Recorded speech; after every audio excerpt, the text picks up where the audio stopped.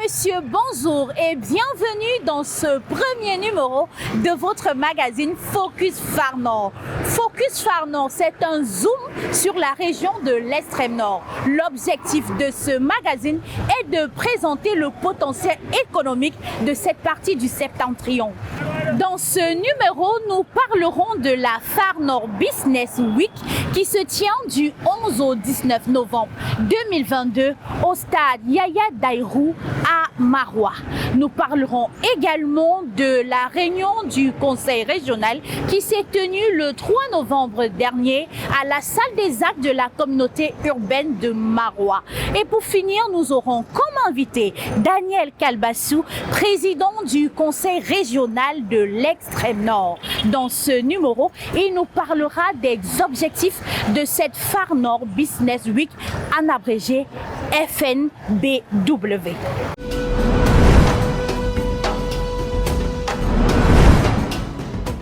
À 24 heures de l'ouverture du Forum économique de la région de l'extrême nord, Daniel Kalbassou, président du comité d'organisation, était sur le site pour les derniers réglages. Reportage.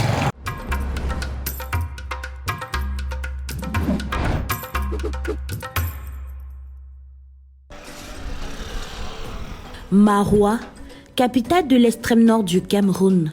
Nous sommes au stade Lamido Yaya Daïrou, situé au quartier d'Amayo dans l'arrondissement de Maroua 1er, département du Diamaré. Ici se déroule du 11 au 19 novembre 2022 la première édition du Forum économique de la région appelé Phare Nord Business Week. Pendant près de 10 jours, les potentialités de l'extrême nord seront présentées à travers une foire exposition, des conférences, des rencontres thématiques et animations culturelles.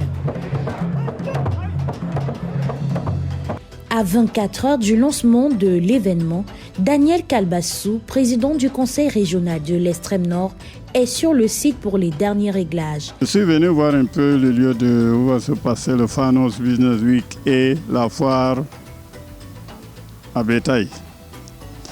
Parce qu'on ouvre dans moins de 48 heures. Donc il fallait que je vienne voir comment ça se passe et les préparations se passent bien. On voit qu'on a plus de 300 stands.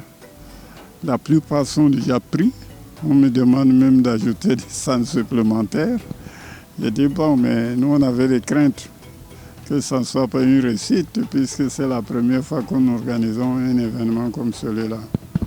Pour cette première édition, les exposants sont très enthousiastes. Je suis la présidente des femmes Bamoun de l'extrême nord. Comme vous voyez, nous avons déjà apprêté notre stand. Vous pouvez voir là la décoration, tout est déjà prêt. Et nous sommes là pour vanter la culture de la femme Bamoun. Et nous comptons présenter au public qui sera là les différents mets de chez nous, surtout.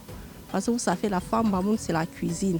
À côté de l'art culinaire ou alors à côté des stands d'exposition gastronomique, les artisans, les apiculteurs, les activités liées à l'élevage, les grandes entreprises, les ONG, les PME seront également de la partie. La foire au bétail, activité intégrante de cette semaine économique, permettra non seulement de faire des expositions et ventes d'animaux, mais aussi de les mettre en compétition afin de primer le meilleur de chaque spécimen.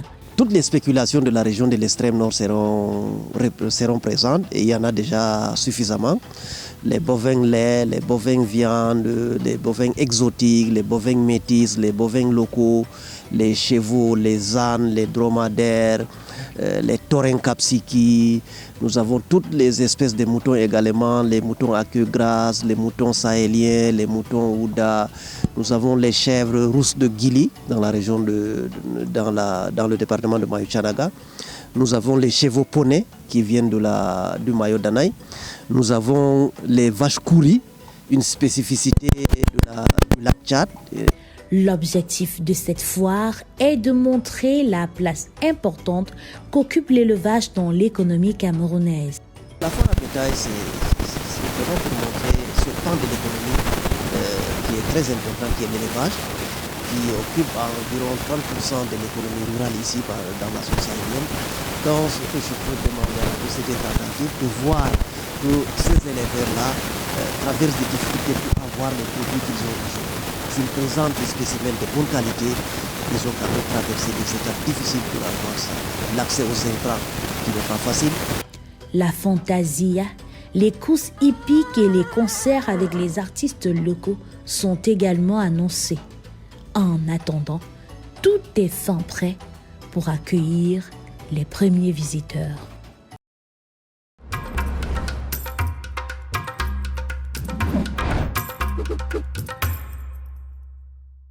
Dans le but d'examiner et adopter le plan de développement régional, le Conseil régional de l'Extrême Nord s'est réuni le 3 novembre dernier à la salle des actes de la communauté urbaine de Maroua. L'objectif de cette rencontre était de produire à l'issue des travaux un document final. Reportage.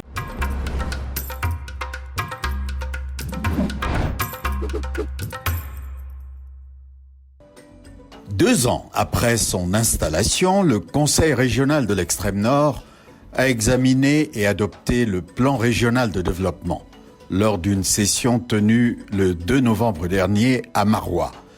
L'Extrême Nord se révèle ainsi comme la première des 10 régions du pays à disposer d'un tel document qui recense les priorités de développement et planifie les actions et activités opérationnelles à exécuter lors des 5 prochaines années. L'Extrême Nord est considéré une région à problème. On ne fait que parler de mauvaises choses, de problèmes d'insécurité, des problèmes des inondations, des problèmes, je ne sais pas, de famine.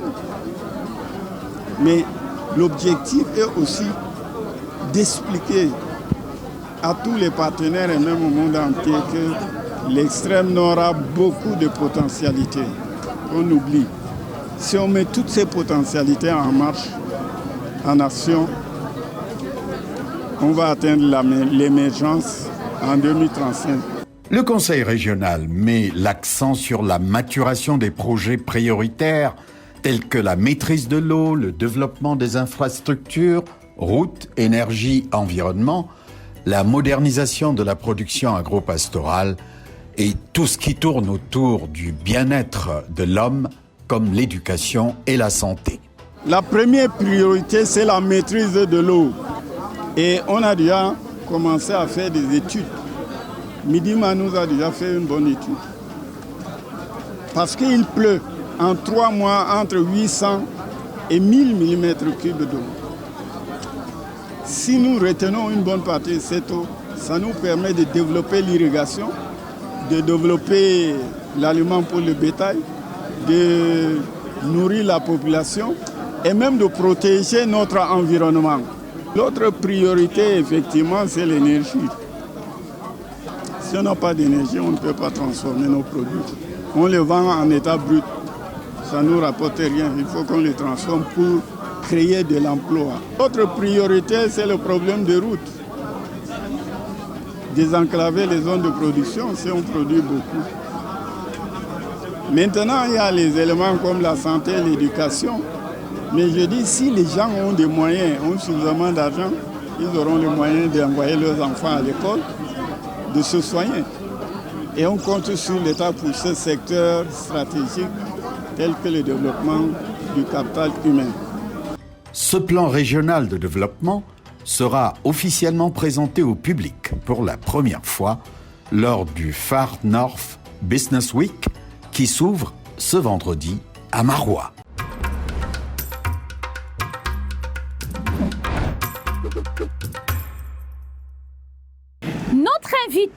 c'est Daniel Kalbassou, président du conseil régional de l'Extrême Nord. Dans cet entretien, il nous parle des objectifs de la Far Nord Business Week ainsi que des activités qui vont meubler cette semaine économique de la région de l'Extrême Nord.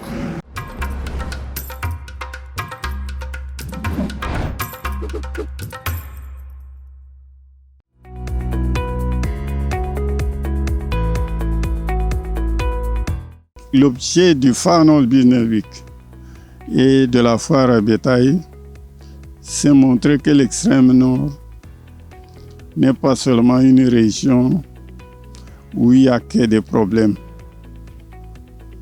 L'Extrême Nord a beaucoup de potentialités.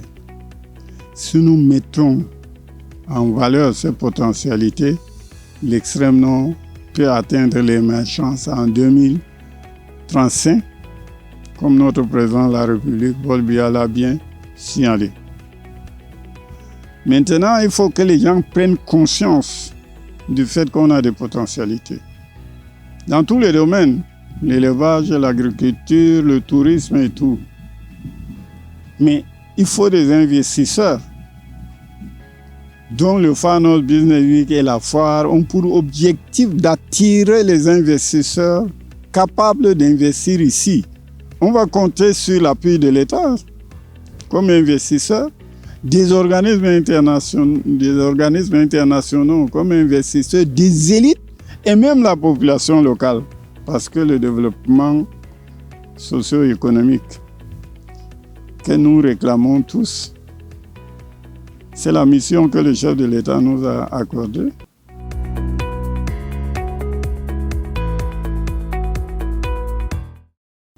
Il y a plusieurs catégories, je crois qu'il y a les grandes sociétés telles que les brasseries, MTN et tout ça. Vous avez vu le logo des ministères, il y a au moins quelques ministères qui vont prendre des stands. Et il y a aussi des PME, PMI. La plupart, ce seront des PME, PMI de la localité. OK? Il y a certaines PME, PMI qui viennent de Douala, de Yaoundé, un peu partout. Donc, ils seront là. Et les éleveurs seront là aussi, avec tous les animaux. Je crois qu'il y a plus de 1000 animaux qui sont prévus. Il y a aussi la gastronomie. On a plus de 100 stands pour la gastronomie, mais on me dit que les femmes réclament plus.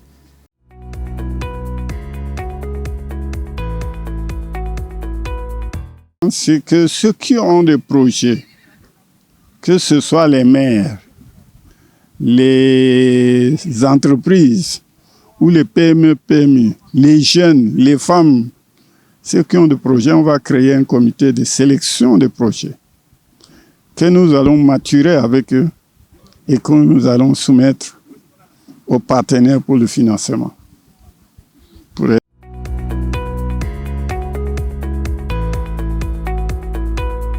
Je suis satisfait. Ça avance bien. Et je me dis, je ne m'attendais pas à faire autant de monde ce soir. Et je dis, ils ont la journée de demain aussi pour compléter leur installation. Il n'y a pas de raison que ça ne réussisse pas.